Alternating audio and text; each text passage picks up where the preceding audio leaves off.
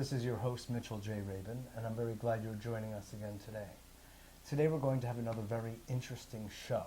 We have invited back the distinguished physicist, quantum physicist these days, Amit Goswami, who is the author of numerous books, but today the focus will be this last book of his, How Quantum Activism Can Save Civilization. And God knows it needs to be saved and quickly. Which, by the way, reminds me of the book that I'm writing called Creating a Better World Quickly. And I cannot get it done fast enough for the same obvious reasons, you know. Great. I'm glad we are in sync, Mitchell. Indeed, we are, Amit. We noticed that last time.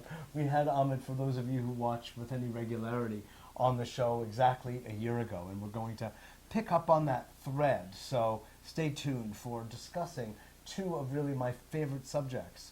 One, quantum physics and its interface with our understanding of the larger cosmological picture, i.e. God, and activism, i.e. how do we take the gift of our birth, of our human existence, and channel it in a way so that it is in service to the larger good and the larger whole.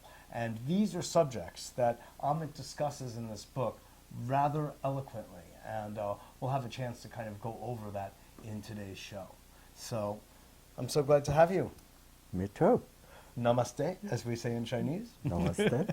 Very good.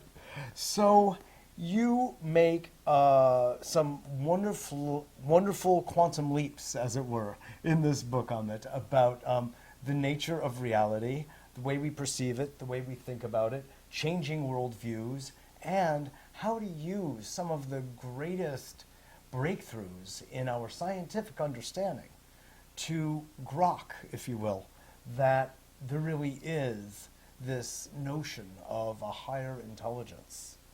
Yes, not only grok, but to use it in such a way that our world becomes better. Exactly. A practical use of God, you could say, which I adore. I adore. So first of all, let's start at the beginning, if you will.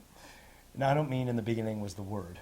I mean, how is it that quantum physics actually explains and proves what we refer to as the existence of God? Actually, you know, when I first started it, you know, there's all these philosophy books which says that God is ineffable, cannot be taught in science, it's not scientific idea.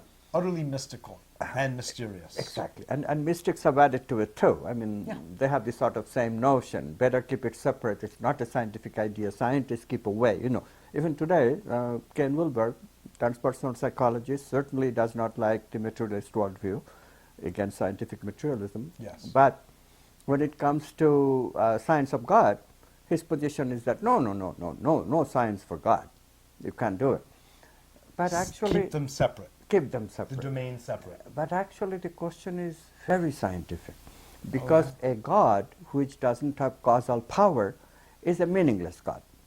You know, that's Einstein's God, this benign caretaker of the garden. It's a meaningless God because God has no role to play, except if you believe in very childish kind of God started the world and then went away and retired. An anthropocentric very anthropocentric. Very which is such a serious egocentric problem. So then it's a very simple question. Is there any other causal source in the world than material interactions? Material interactions are upward causation because elementary particles produce everything else.